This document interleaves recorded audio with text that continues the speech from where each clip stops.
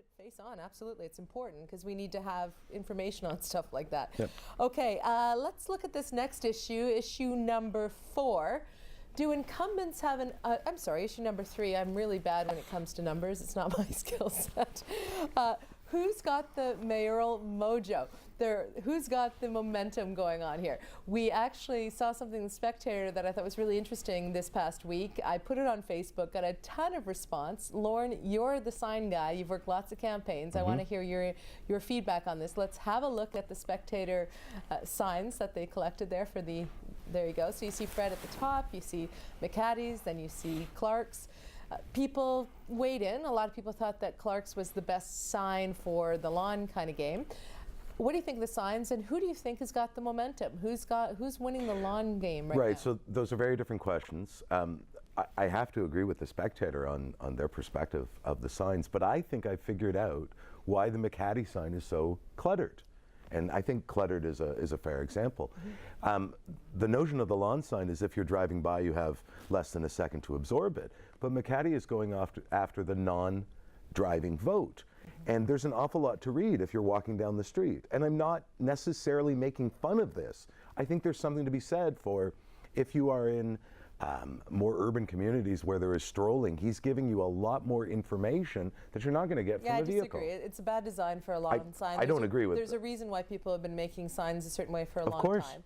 It's a good ad though for a newspaper, and it got front page in the newspaper, so it makes the most sense in terms of information. Brian has an insane amount of billboards up But citywide. my point is if Brian was deliberately trying to hope that the Spec would do a story on his sign, then his sign actually worked as the best print ad for Brian in that particular day. So they lucked out in that regard. But for a lawn sign, I don't think that it works too well. No. Overall, though, there were some important policy announcements that happened this past week that we want to bring to you, not just the sort of the political games. We want to bring to you the policies as well. There were dual press conferences that happened within an hour of each other on Friday of last week, I believe it was, or Wednesday. One was that we had Brad Clark come out and say that he wants to do a Team Hamilton, where he brings the best business minds, takes them to other places. Ambassadors, I believe. Right, ambassadors, and tries to drive business. Other communities do it. They've brought in a lot of new investment. He thinks Hamilton should do it. And there was a Hamilton Business Ambassadors program a long time ago. I was part of it, but it wasn't run by a mayor as a platform. So this is one thing he brought up. I think it's a good idea. Do you see any downside to that? No, and I think it was very well received in the business community. Absolutely. Why not? And he's positioning himself as the CEO's mayor, right? The one who can pick up the phone and make the deals. I mean, that's what he's been saying. The other announcement that came out almost at exactly the same time was Fred Eisenberger saying that he wants to have a taxpayer's bill of rights, where your tax dollars have certain rights around how they're used. There's a bit of pushback on calling it taxpayers, not citizens, which is more inclusive. Your thought on his announcement? Also generally well received. Additionally, I think the 3 leading mayoral candidates, we could take bits and pieces, make a super candidate out of their I get ideas. asked every single day who to vote for, and I often answer like that. There's also, of course, Brian McCaddy. A couple things this week, of course, came out strongly about the gas plants. We'll get to that in a few minutes, but also had 4 councillors, including Bob Morrow, come out and not endorse, but not endorse Brian. So if you remember last week's show, Bob Morrow endorsing Fred, but then kind of not being comfortable with the word endorsement. They endorsed him as a man, not as a candidate. I think that's the easiest way to... Everyone is playing pretty silly with all this endorsement nonsense, but Brian had a good week from that perspective in terms of his being a collaborative leader. Okay, let's move on to our next, which is our next issue, issue 4. Do incumbents have a huge unfair advantage? My rant last week, everybody thought, yeah, incumbency might be too unfair. Well, there's a debate we want to show you where it looked like the incumbent was, you judge for yourself. Watch the clip. There's been 8 years of no communication with the electors of Ward 12. That is my qualification. Well, I don't accept that, quite frankly. I'm out in the community every night. I spend 4 nights a week out in events. Well, that's because you're not volunteering in the community. You're not. None of you are. None of you have been out serving on. Have you banged on a door? Of course, I banged on doors. I do volunteer quite often.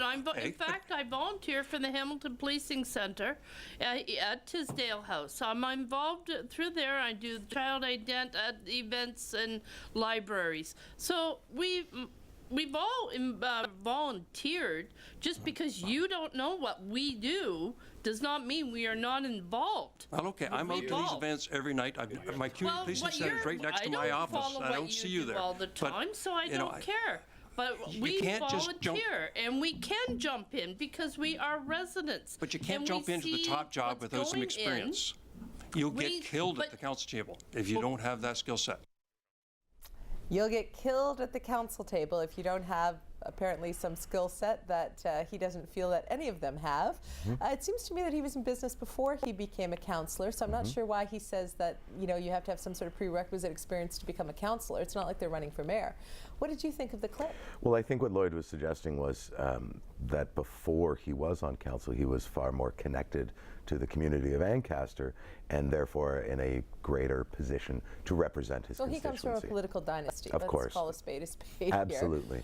So he had a lot of family members involved in politics. But did it come across to you like an incumbent there sitting saying, well, you know, I'm out all the time, which is his full-time job. Sure. He's paid to do that. Yes. And I thought that that was a little off-putting. Right, And but- her response I thought was excellent. She's like, just because you don't know what I do doesn't mean that I'm not involved in our community. Right, but it came from the beginning of the clip where Lloyd was accused of being unresponsive to the community needs of the last 8 years. But doesn't he have a right to be asked? Don't they have a right to pose that to the incumbent? Right, Have and you been around? And of course, but Lloyd is an extremely visible councillor, an extremely accessible councillor. I think that Lloyd could have handled his response in a gentler way. Is this a sign of Lloyd? We've seen some temper issues, the whole Joey Coleman thing last year. Is this He Lloyd's didn't push temper at play? anybody. I don't think No, he didn't that touch we anybody. can- I'm not suggesting he did anything wrong here, but is this a temper that he's got? I wouldn't call it temper. I would liken it more to arrogance. That Lloyd knows what the job entails and doesn't want to be challenged on it, and he's not going to take it if you're going to suggest that he hasn't been a quality councillor. Well, all the incumbents have a right to defend their records, and everybody running for office has a right to challenge the incumbents on their records. And, you know, I made the rant last week that incumbents have such an unfair advantage, and I think this clip demonstrates it. He gets paid by the taxpayers to go to everything. He gets all the invitations to go to everything, and then he used that with them, saying, well, I'm out everywhere. Where are you? Well, you know, they might have another job they're trying to do. I don't know. I just thought that the clip was not his best moment.